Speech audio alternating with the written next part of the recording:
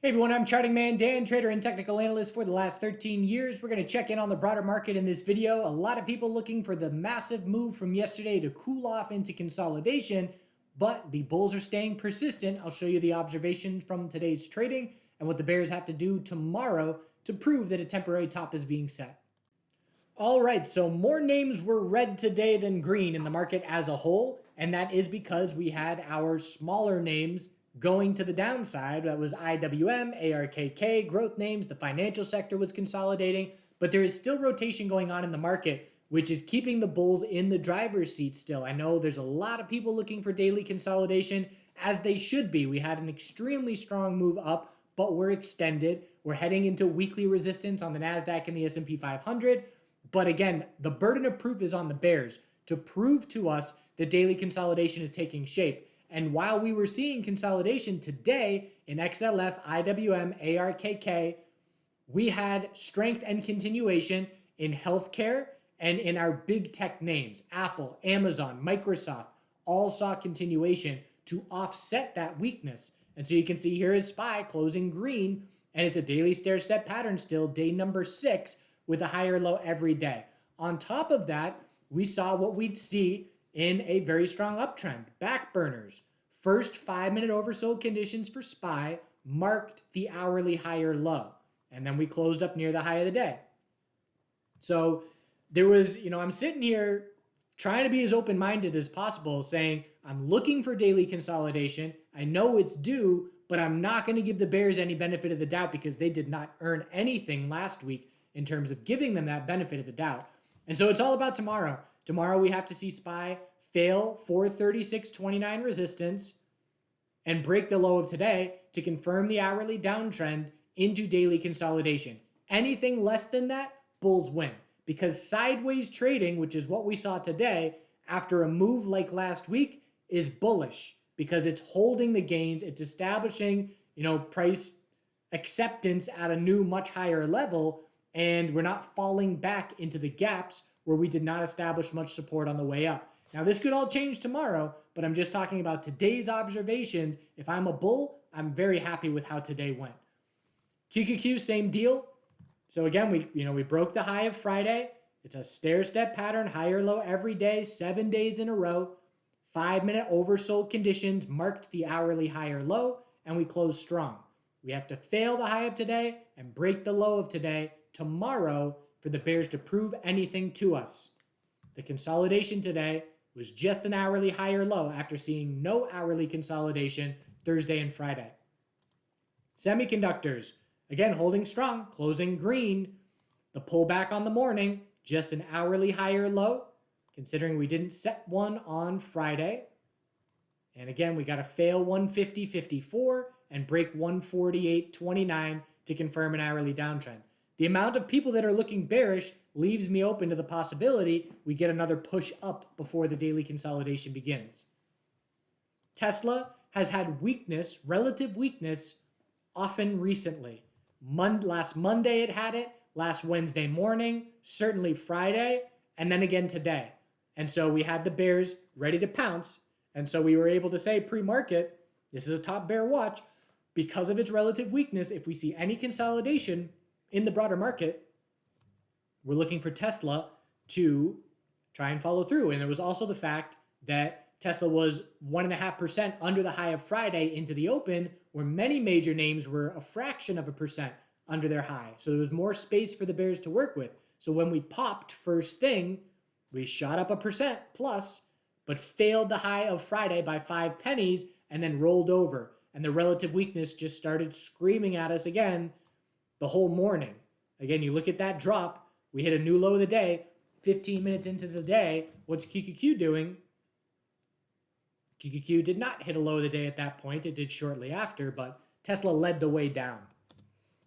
That said, still got to confirm the hourly downtrend. I guess technically you could say we double topped and then lost the hourly support, but anything under the high of today is an hourly lower high, and we will zoom out and look for a daily higher low to be the most likely result of this pullback, but just making note that the daily consolidation has started when it has not yet for the S&P 500 nor the NASDAQ.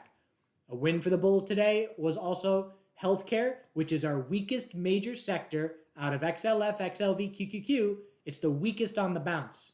But it played a little bit of catch up today, just in the sense that it had a solid close compared to Friday and was trying to get a bit of follow through. So it has not topped out yet. XLF did top out.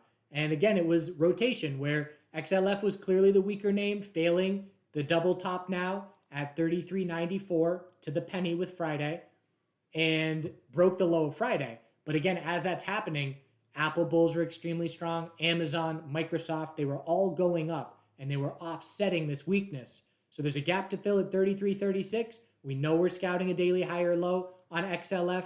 The bears have not confirmed an hourly downtrend yet. So we have to fail the high of today, break the low of today, tomorrow to confirm the hourly downtrend. And then we'll look to see where can bulls shape up a daily higher low. IWM, which we know the financial sector is the largest sector holdings in IWM, so it oftentimes does what finance does. And so we pulled back into daily consolidation. The gap to fill here is 170. And again, this is why, if IWM's down, it's 2,000 stocks down. If the Dow is down, it's 30 stocks down. So, that's where everybody keeps talking about breadth. But I personally care more about the S&P 500 and the NASDAQ versus what 1,000 small companies are doing.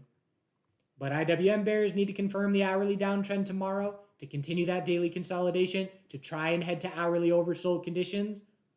Once we do lose the hourly uptrends, we just got information on SPY and QQQ, first 5-minute oversold. The next information will be what's the response to first hourly oversold conditions when daily consolidation is finally underway. ARKK held the low of Friday by a few pennies, but clearly one of the weaker sectors. Finally got an energy sector short. So was scouting an energy sector short. I've been talking about it in these videos for a couple weeks now and just patiently waiting and wanting to align it where I'm looking for when the S&P 500 starts its consolidation, I'm looking to short the energy sector at that point. And so I saw the energy sector fail this double top Thursday, Friday on the morning. And I think it was right here where I said, if we see a new low of the day, I'm going to short and top fish. We hit that low of the day 7 minutes into the morning. And it also aligned with oil's most likely scenario of a 4-hour lower high. So as the bell is about to ring, I'm looking for a 4-hour lower high is most likely and saying, okay, well, if the S&P 500 pulls back and if oil sets the 4-hour lower high, that's going to be a nice alignment for an energy sector short. And so I entered, 86.90s. We'll just say 86.90. I sold 20% at 86.10 or so. And so my break even is right around these levels. It's not a risk-free exactly, but low risk now. And I have to see 84 break for my thesis of the trade to be following through. And oil needs to bear break 80.20 to confirm the weekly downtrend and break that support. The dollar is trying to get a daily bounce going. And again, we haven't confirmed a daily downtrend yet. We lost the uptrend, but we have to confirm the daily downtrend for follow through here. The dollar bulls are going to try and shape up a 4-hour uptrend, but the start of this bounce in the dollar is showing gold weakness as gold is a head and shoulders. And if we break 1969 on gold, weekly consolidation will be underway for the first time in a month. We know we'll be scouting a weekly higher low. Bulls want to hold weekly EMA 12 and confirm an uptrend to be testing the all-time high. But first things first, do we lose the daily uptrend for weekly consolidation? And silver is a tightening daily range, potentially setting a lower high. Miners were daily inside bars. The bears are going to try and confirm hourly downtrends on the miners tomorrow. And natural gas had the equilibrium break bear on the futures open. So now what? Well, what did we do last time? Remember we had this equilibrium and it broke on one time frame and we zoomed out to another. So this equilibrium breaks bear, zoom out. If we hold 312, it's just a daily equilibrium breaking bear into a weekly equilibrium. It's entirely possible that we're now just in a longer term tightening range on the weekly chart for natural gas, but the bulls need to show up and hold 312 for that to be the case. So overall, again, just trying to be as unbiased as possible, the bulls are pleased with how today went. considering how many people are looking bearish after how last week went. And again, just knowing that there is pressure still on bears. For me, this is still a short squeeze. As long as we're setting a higher low every day, SPY and QQQ are squeezing bears. And so, with knowing how many people are going to be shorting this resistance, I'm just open to the possibility that we get a pop up still. And I'm also very open to the possibility that bears prove it tomorrow.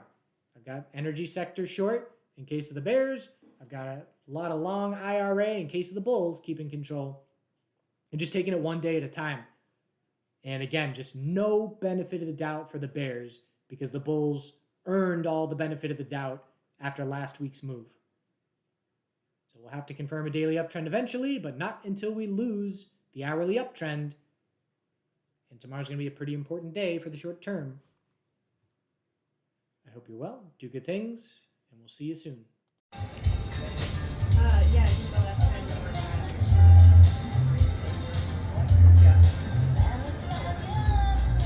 Come on. Come on. This way. Uh-oh.